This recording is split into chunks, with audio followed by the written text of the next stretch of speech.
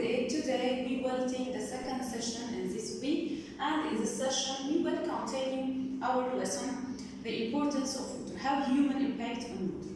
Last session we talked about that water is very vital in our life. We can depend on water in many things, but there is a problem. Who can remind me what is the problem? Yeah, the problem was that the percentage of fresh water on surface is less than 1%. 1%. And there is some forms of groundwater. Some forms of groundwater. Like what? Like aquifers and ground ice. Okay? Yes. And there are forms of water like aquifer. Who can remind me what's meant by an aquifer? Yes, it is a body of rock or sediment that can store a lot of water. And now, let's know the difference between water quality and water supply. Let's talk about water quality and water supply, and let's know the difference between them. Water quality is a measure how clean or polluted water is. We can know if the water is clean or not. But water supply, it is the availability of water. How much water? Okay? Who can tell me the difference between water quality and water supply? Yes, water quality, we can measure how clean water or polluted, how clean or polluted water is. Okay? But water supply, we can know how much water. And now, let's know what threatens water quality. When waste or other material is added to water, water pollution occurs. When we add some materials in water, it may cause what? Yes, it may cause water pollution.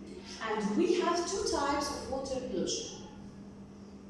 Point source pollution and non-point source pollution. What is the difference between them? Point source pollution, it means it comes from one source, from one side. But non-point source pollution, it comes from many sources. It comes from what? Many sources. So what is the difference between point source pollution and non-point pollution? Point pollution, it means it comes from one source. But non-point pollution, it comes from many sources. And now, let's know the forms of water pollution. There are many forms of water pollution. Number one, thermal pollution. What's meant by thermal pollution? Any heating of natural water by human activity. Any heat which comes to water may cause what? Yes, may cause thermal pollution.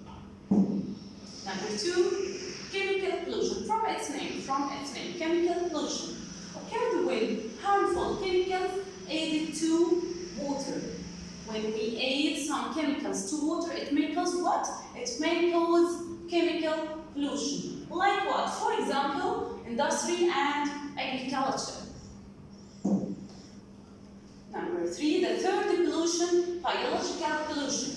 It occurred when live or dead organisms are added to water. And now, let's talk about eutrophication. What's meant by eutrophication, grade 8? Let's know what's meant by eutrophication.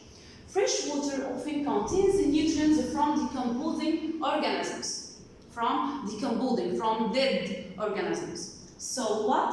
These extra nutrients may cause what? May cause the fast growth of algae over water surface. So it can reduce oxygen and kill fish again. What's meant by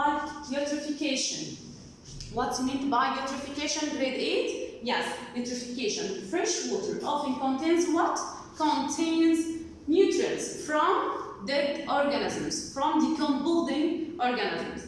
And after that, these extra nutrients may cause what? Who can tell me? Yes, may cause the fast growth of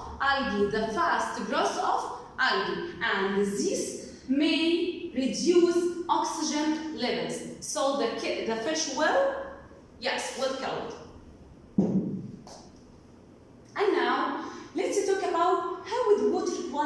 measure. How can we measure water quality? How can we know if the water clean or polluted? Before, there were scientific methods of testing the water. Like what? Like what? Like test water or smell it. Okay? Like test water and smell it. To what? To check its quality. Again, before there were scientific methods. Why? To check water quality. To check water quality. The old methods like what? Yes, like test water or smell it. But now, scientists can test it by modern equipment like this device. Okay? Like this device. And now, let's know that water is a good solvent. Water is a good solvent. Why? It usually contains dissolved solid as salt and sugar. So, we must measure the quality of water. Most dissolved solid can't be seen. Can't be seen. So, it is important to measure water. It is important to measure water. How can we measure water? We talked about that we can measure water by some modern equipments. Measurement of water includes what? Grade 8. Yes, includes level of oxygen, level of pH, temperature, dissolved solids, and number and types of microbes. Okay, so in this session, we talked about what is the difference between water quality and water supply.